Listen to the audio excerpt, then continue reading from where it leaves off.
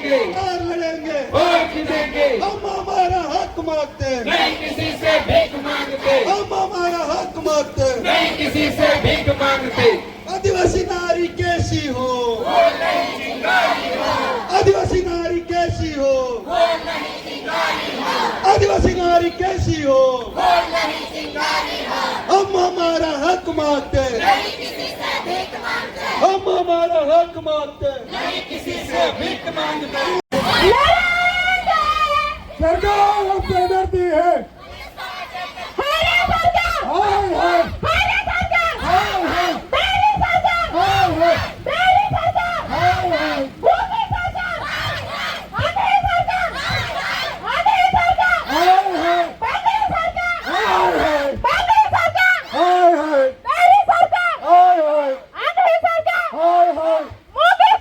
हाय हाय आदिवासी एक समान, आदिवासी एक समान।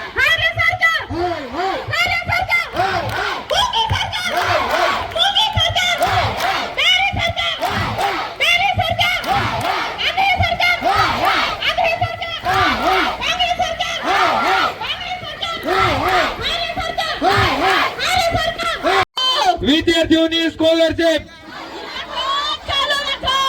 लड़ेंगे लड़ेंगे और लड़ेंगे और लड़ेंगे। जय आदिवासी।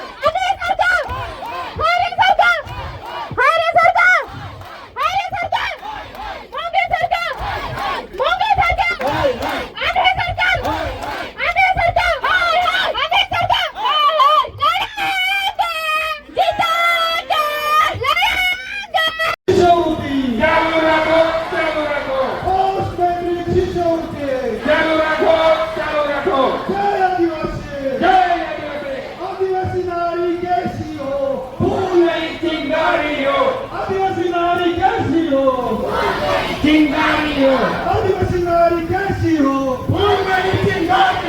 आदिवासी नारी कैसी हो, लड़ेंगे हम हमारा।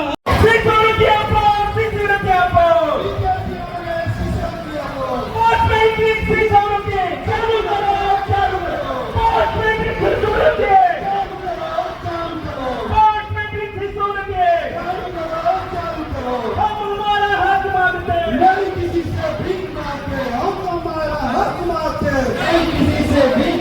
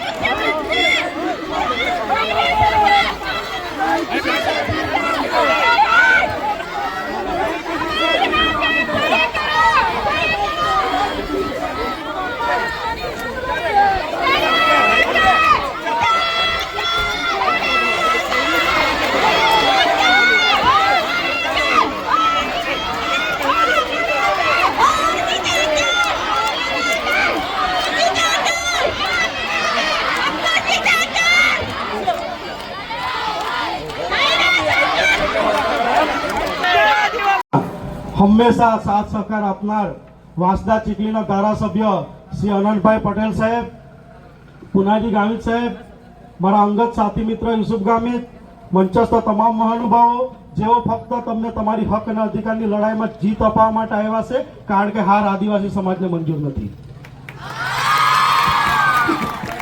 મેં સાંભળ્યું કે અહીંયા આવ્યા ત્યારે કે અનંતભાઈ આવવાના એટલે પરમિશન નહીં આપવાની. ભાઈ આતંકવાદી છે કે આપણે આતંકવાદી છે અનંતભાઈ?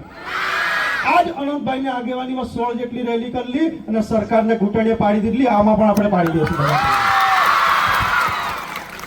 આ દેશનો વડાપ્રધાન પણ નથી, આ દેશનો કમિશનર પણ નથી, એટલે બંધારણની ઉપર જેને કોઈ અધિકારી વાત નહીં કરતા.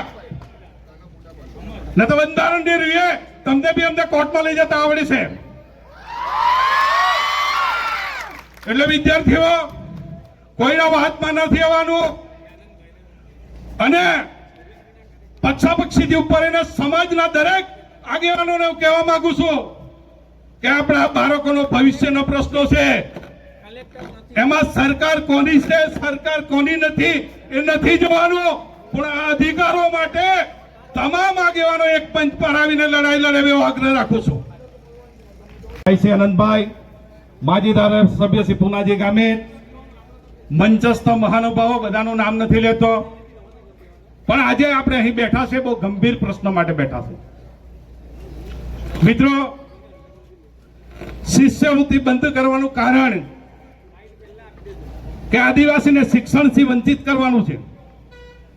કારણ કે સત્તામાં મનુવાદી વિચારધારાના લોકો બેઠા છે અને મનુવાદી વિચારધારા આદિ અનાદિકાળથી એ મહાભારત હોય કે રામાયણ હોય ત્યારે પણ આપણા આદિવાસી શૂદ્રોને ભણવાનો અધિકાર નહીં હતો.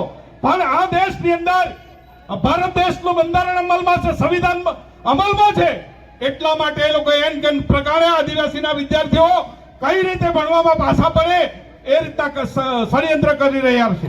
તો શું આપણે ચલાવી લેવાનું છે? ચલાવી લેવાનું છે.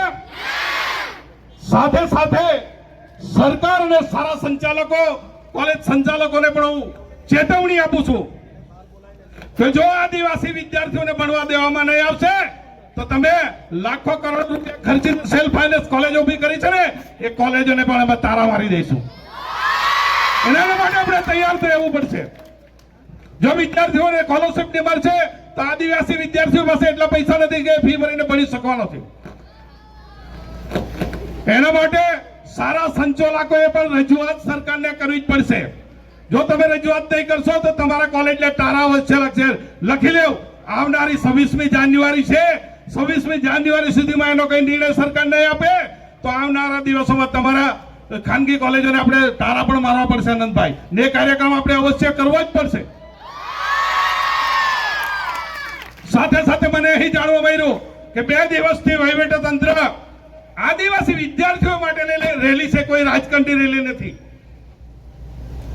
શું તમારા બાળકો નથી? જે કર્મચારીઓ છે એમના બાળકો નથી? તમે શું આટલા બધા દબાઈ ગયા છે? તમને સંવિધાને અધિકાર આપ્યો છે સત્યને સાથ આપવા માટેનો. ભારતનું બંધારણ અભિવ્યક્તિનો અધિકાર આપ્યો છે, બોલવાનો અધિકાર આપ્યો છે અને પોતાની રજૂઆત કરવાનો અધિકાર આપ્યો છે. એ પણ તમે મનોવાદીના વિચારોને વાતે લાગીને અમારા અધિકારો સીનવાની કર્યા. શરમ આવી જોઈએ આવા કર્મચારીઓને, આવા અધિકારીઓને. તમે સમાજને મંજૂર નથી. મેં સાંભળ્યું કે અહીંયા આવ્યા ત્યારે કે અનંતભાઈ આવવાના એટલે પરમિશન નહીં આપવાની. ભાઈ આતંકવાદી છે કે આપણે આતંકવાદી છે અનંતભાઈ? આજ અનંતભાઈની આગેવાનીમાં 16 જેટલી રેલી કરી અને સરકારને ઘૂંટણીએ પાડી દીધી. આમાં પણ આપણે પાડી દઈશું. અન્યાય સામે લડતા લડતા આ નફ્ફટ નાલાયક લોકોએ 14 જેટલા ખોટા ગુના અમારા પર દાખલ કરી દીધા છે, એના અમે પુરાવા છે. પરંતુ એમને હું જાહેરમાં કહેવા માંગુ છું, કોઈનો હાથો બનવાનું બંધ કરો. સત્તા કોઈની કાયમ ટકેલી રહી નહીં. જે દિવસે અમારા માણસ સત્તામાં આવશે ને તે દિવસે તમારો મોહર બોલાવી દેશો, એ વાત કહેવા આવી છે. કાયમ હક અને અધિકારની લડાઈ આ જ જગ્યાએ આપણે લડેલા. મને યાદ છે સરકારી દવાખાનાનું ખાનગીકરણ વખતે બી અહીંયા જ ભેગા થયેલા. કેટલાક આગેવાનો મળવા ગયેલા અને એમણે જાહેર કરેલું કે અહીંયા પ્રેસ કોન્ફરન્સ કરી અને સરકારી દવાખાનું સરકારી રહેવા દેશું. એ રહેવા દીધું? રહેવા દીધું? મેં સાંભળ્યું છે 26 તારીખે મુખ્યમંત્રી આવે છે ને?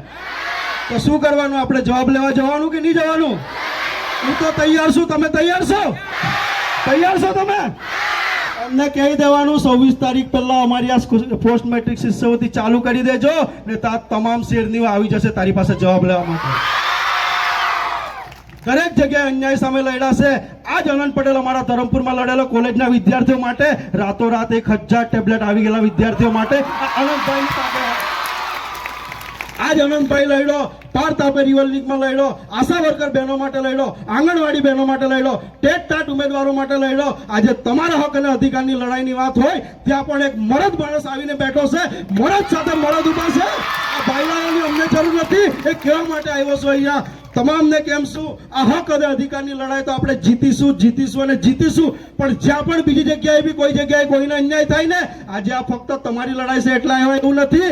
તમને ખબર પડે કે બીજા સાથે અન્યાય થયો છે તે દિવસે બી તમારે ત્યાં પહોંચવાનું હોય છે. વાત કહેવા આવ્યો છું. બાકી મોત કાલ આવતો હોય તો આજ આવે કલ્પેશ પટેલને ફરક નથી પડતો. પણ અન્યાય હશે ને ત્યાં હંમેશા તાકાતથી બોલીશું. જય આદિવાસી.